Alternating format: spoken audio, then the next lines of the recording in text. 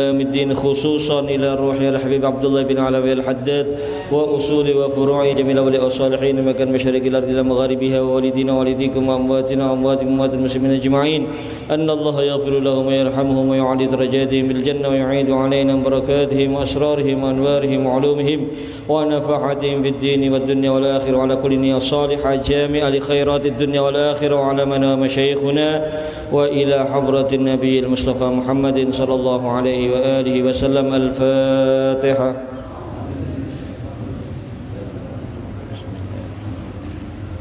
الحمد لله رب العالمين الرحمن الرحيم.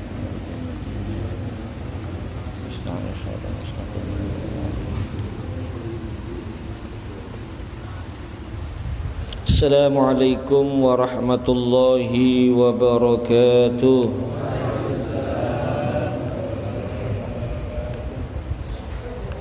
Alhamdulillah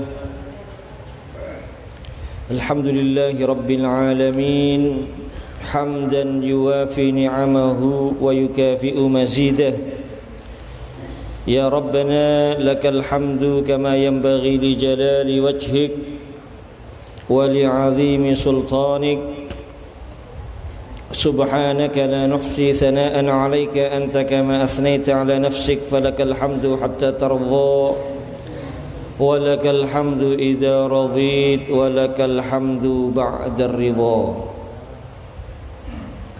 وأشهد أن لا إله إلا الله وحده لا شريك له وأشهد أن سيدنا محمدا عبده ورسوله. اللهم صل وسلم وبارك وكرم على أشرف الأنبياء والمرسلين وإمام الأولين والآخرين حبيبنا وشفيعنا قرة أعيننا نور قلوبنا محمد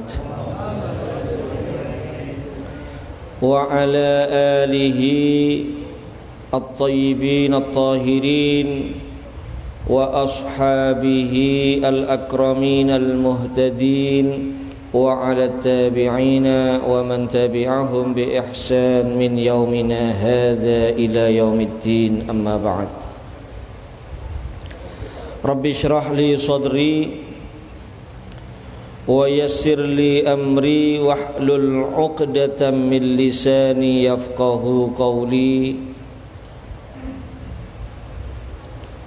Yang saya hormati dan saya muliakan para asatid, para sesepuh, hadirin hadirat, muslimin muslimat yang dirahmati Allah Subhanahu wa taala. Alhamdulillah, pertama-tama marilah kita panjatkan rasa syukur kehadirat Allah Subhanahu wa taala.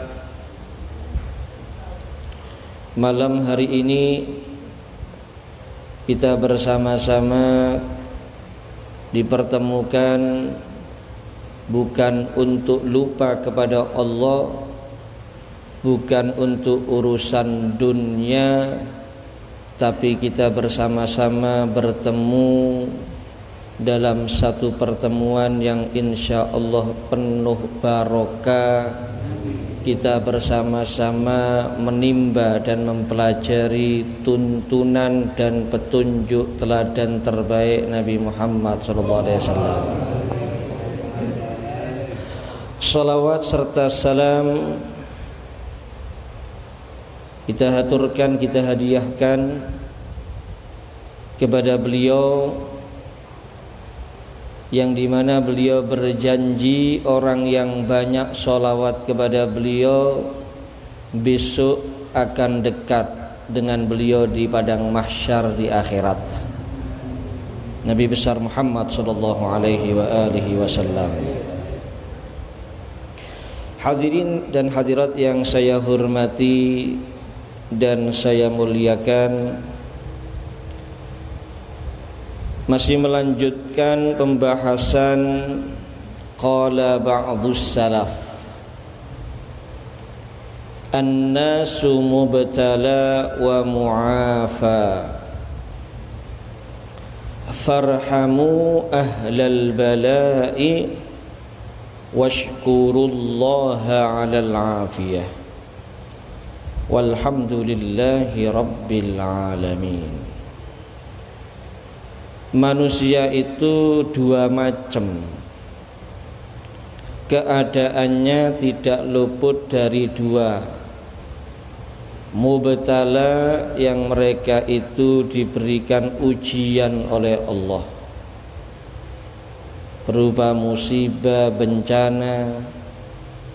Wa mu'afa, dan ada juga yang diselamatkan daripada ujian. Maka ketika manusia itu diuji, apapun ujian tersebut, maka kalau kepingin mendapatkan rahmatnya Allah, mendapatkan pahala yang besar di sisi Allah Subhanahu wa ta'ala, diangkat derajatnya dengan ujian tersebut, maka hendaknya dia bersabar, ikhlas, ridho atas ujian yang Allah berikan kepadanya. Cirinya ikhlas seperti saya sampaikan di pertemuan yang lalu, artinya tidak marah kepada Allah, tidak menyalahkan Allah, dan tetap dia konsisten serta istiqamah dalam kebaikan dengan berbagai ujian yang menimpa dia. Saya kemarin sempat bercerita tentang bagaimana orang-orang yang soleh ketika mereka diuji dengan ujian apapun tersebut, bahkan gak sedikit di antara mereka itu kadang-kadang diberikan sakit atau penyakit, tapi ibadahnya tidak terganggu dengan sakitnya. Kadang-kadang enten sing sakit, kalau ukuran kita mungkin istirahat total, tapi mereka tidak mau istirahat karena mereka tetap dengan rutinitas ibadahnya. Biasa qiyamul lail, walaupun sakit mereka tetap qiyamul lail para hadirin. Biasa mereka mungkin mengajar santri, walaupun sakit tetap mengajar santri, istiqomah.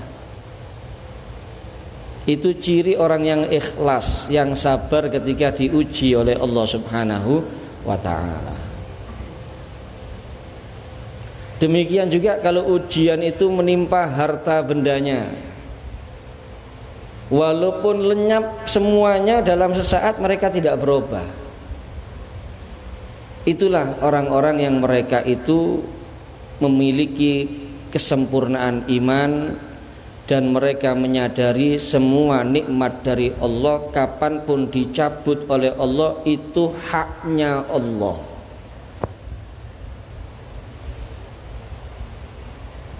Saya kemarin sempat bercerita ada seseorang yang soleh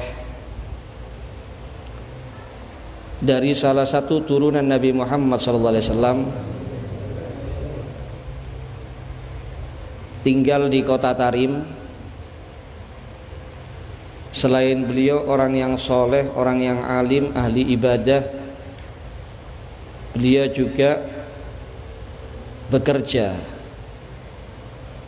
saudagar, kerjanya ekspor barang ke luar negeri. Tapi beliau termasuk rijalun la tulhihim tijaratun wala bai'un an dzikrillah. Termasuk orang-orang rijal yang perdagangannya, jual belinya tidak melalaikan dia kepada Allah Subhanahu wa ta'ala. Dan itu termasuk orang-orang yang istimewa di sisi Allah para hadirin. Zaman sak mangkin kan kadang-kadang sepuntene sing kadang itu kurame titik nih. Rame titik prei wis salat jamaah nang masjid prei. Pengajian prei. Apa maneh kena makelaran nggih. Masyaallah. Padahal yo gak dadi-dadi kadang-kadang makelaran. Ngarep moto oleh ini dihitung dhisik durung dadi wis catetani kalkulatore balak-balik diulang-ulangi hitung-hitungane. Oleh MM-an kadang-kadang gara-gara ngoten niku lho salate sampai keteteran. Keluar waktu kadang-kadang. Jadi perdagangannya, bisnisnya melupakan dia daripada Allah Subhanahu wa ta'ala. Nah itu jangan sampai seperti itu para hadirin. Cirinya orang itu kalau kepingin sukses di akhirat, mementingkan akhiratnya daripada dunianya. Cirinya orang yang akan celaka di akhirat, mementingkan dunianya daripada akhiratnya.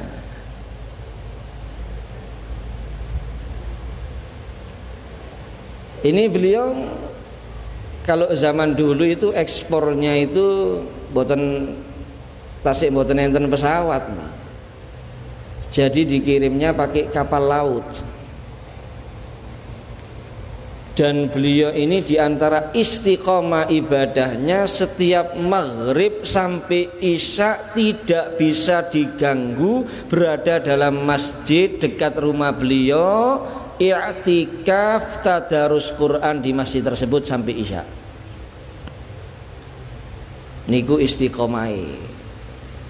Dan waktu maghrib dan isya ini memang waktu yang sangat berharga para hadirin. Jangan sampai disia-siakan ini. Nggih. Bendalu maghrib sampai isya niki pun ojo gawe sing lintune niki lek saged pun. Niki waktu khususaken damel akhirat ibadah untuk amal soleh. Karena ini waktu walaupun singkat, pahala ibadah kita ini dilipat gandakan. Ini waktu yang istimewa di sisi Allah. Al-Habib Abdullah bin Abi Bakar Al-Idrus beliau menyatakan al-kunus kullal kunus fi ihya ma bainal isya'in. Simpanan untuk akhirat itu yang terbaik diantaranya dengan menghidupkan waktu di antara maghrib dan isya. Bahkan seorang ulama itu berkata apa? Kalau misalnya saya disuruh pilih, mata saya ditusuk dengan besi yang panas, atau saya disuruh bicara urusan dunia di antara maghrib dan isya, saya lebih memilih, lebih baik mata saya ditusuk besi yang panas daripada saya bicara urusan dunia di antara maghrib dan isya. Ya, cuma kadang-kadang rada abot mboten gampang. Coba kadang-kadang kepingin ngelakoni coba maghrib ana wong kate bayar. Dok kate bayar nggawa duit 3 juta. Di warang kok muli wong enggak bayar-bayar akhirnya.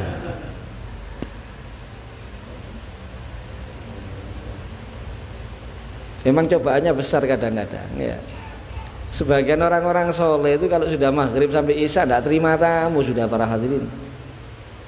Boten terima tamu pun. Satu keluarga itu sama-sama ibadah semua. Duduk bersama ibadah. Sampean si eling mungkin zamane Romo Ya Hamid niku lek teng Bonsari singen niku zamane Habib Ja'far lek mari maghrib sampai isya niku melaku di Bonsari niku sepi. Ana sing dilanggar, ana sing diomah. Lek ngliwati omah-omah niku suarane Yasin, suarane Waqiah, suarane Tabarok. Lek malam Jumat suarane Kahfi, suarane Rotibul Haddad. Itu dulu, sekarang hilang sudah yang seperti itu para hadirin. Sak mangkin nek melampat teng kampung-kampung teng Pasuruan maghrib sampai isya niki suarane TV. Suarane TV. Maghrib sampai isya ndak prei kadang-kadang delok TV niku si ame. Naudzubillah min dzalik. Oleh karena itu kita harus tahu nilainya waktu. Tahu dengan harganya waktu. Jangan sampai kita sia-siakan di antara waktu yang sangat agung dan mulia di antara maghrib dan isya. Di malam Selasa panjenengan teng mriki alhamdulillah memakmurkan waktu maghrib dan isya. Niku malam Selasa. Sekarang tanya diri kita masing-masing. Di malam Rebu ulah opo? Malam Kemis ulah opo? Malam Jumat ulah opo? Malam Sabtu ulah opo? Malam Ahad ulah opo? Malam Senin ulah opo? Pertanyaan kedua, kita sekarang memakmurkan waktu maghrib dan isya.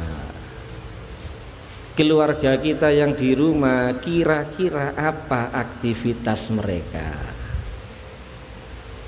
Itu juga perlu kita pikirkan para hadirin. Sehingga bukan kita ini ibadah sendirian, tapi yang di rumah kita lupa kepada Allah. Kita ibadah, gimana istri kita, anak-anak kita di rumah juga memakmurkan waktu di antara maghrib dan isya. Dan monggo silakan nanti dirasakan para hadirin. Lek pun panjenengan sak keluarga niku istiqomah antara maghrib dan isya itu digunakan untuk kebaikan, digunakan amal soleh, digunakan ibadah, rasane ngriya niku beda. Keadaan rumah tangga juga beda. Insya Allah tentrem, adem, ayem, harmonis, lancar kabeh urusan niku tenang. Kenapa? Banyak dirahmati oleh Allah dan diberi berkah oleh Allah Subhanahu wa ta'ala. Ini beliau setiap maghrib sampai isya nggak bisa diganggu gugat. Subhanallah, satu saat dapat info musibah. Jadi barange sing dikirim niku di mod kapal laut niku lek hitungane ya mungkin atusan juta. Kapal niku kerem. Kapal lautnya tenggelam. Diparingi info dengan kejadian tersebut para hadirin. Ya napa? Ya santai aja, santai aja. Tetap istiqomah ke masjidnya nggak berubah. Lho iki atusan juta lho nih. Nggih mboten nangis, mboten jerat-jerit, mboten stres. Tetap seperti nggak terjadi apa-apa. Istiqomah teng masjid itu mboten berubah. Tetap teng masjid maghrib sampai isya. Kalau kita kan enggak, ya kan. Terus terang kita berat mungkin seperti itu. Aja maneh kehilangan ratusan juta para hadirin. Atusan ewu wae wis melumut tok ngene, ngelamun, denger-denger. Kehilangan 10.000 susah bisa kadang-kadang. Apa maneh HP nggih, Masya Allah. Kan zaman sak mangkin iki aku tidak bisa, Pak. Orang sebagian kaya bojone bisa HP ngono. Nggih. Seakan-akan tidak bisa hidup tanpa HP. Bisa dilu ae ambek HP iki, setengah jam ae wis bingung. Lak ngoten zaman sak mangkin. Nggih. Lek biyen niku wong kate berangkat nang masjid. siwake lali mulih juga siwak. Eman kehilangan sunnah nggih. Sakniki mboten berangkat nang masjid HP ini kari mulih masih gak jamaah prei gak apa-apa HP ini kari boleh. Itu yang terjadi di zaman sekarang. Jadi beliau itu tadi walaupun seperti itu nggak berubah para hadirin. Malah tidak lama dapat info ternyata sing kerem niku mboten ngemot tidak membawa barangnya tadi ini orang soleh tadi ini. Keliru informasi ini. Jadi ternyata barangnya dereng dikirim berarti lak selamat. Lah niku maghrib anake marani teng masjid maringi kabar. Abah ayah informasinya keliru ternyata barang kita selamat mboten kedelep mboten kerem karena belum dikirim. Loh diparingi kabar gembira kaya ngoten niku sanes bunga malah ngamuk diseneni entek riji kanake. Napa boleh maghrib bapake dijak urusan dunyo akhirnya dikasih hukuman anaknya. Kata si beliau kepada si anak, kamu berarti mondoknya belum lulus, mondok lagi setahun. Bapak tidak mau lihat wajah kamu setahun lagi, suruh mondok lagi. Kayak ngoten itu. Jadi musibah bencana ini tidak mengganggu ibadah mereka, amal soleh mereka, karena mereka menyadari semuanya itu datangnya dari Allah Subhanahu wa ta'ala. Ini saja, kita sambung lagi di pertemuan yang akan datang. Kurang lebihnya mohon maaf. Assalamualaikum warahmatullahi wabarakatuh. Ya Rabbana a'tarafna wa annana asrafna ala al-lagha asrafna wa tub alaina tauba tawsilu kulla khawba wasbir lana al-awrati wa aminir rawati waghfir li walidina Rabbi wa maulutina wal ahli wal ikhwani wa sairil khilali wa kulli dhi mahabba aw jiratin asuhba wal muslimina ajma' amin rabbi asma' fadlan wa judaman la biktisabi minna bil mustafa rasuli nahwa bi kulli sulli salla wa sallam rabbi alaihi abdal habbi wa alihi wa sahbihi tatasisukni walhamdulillahi fil bad'i wat tanahi wa bil ala'il ilahi wajtinna bin nawahi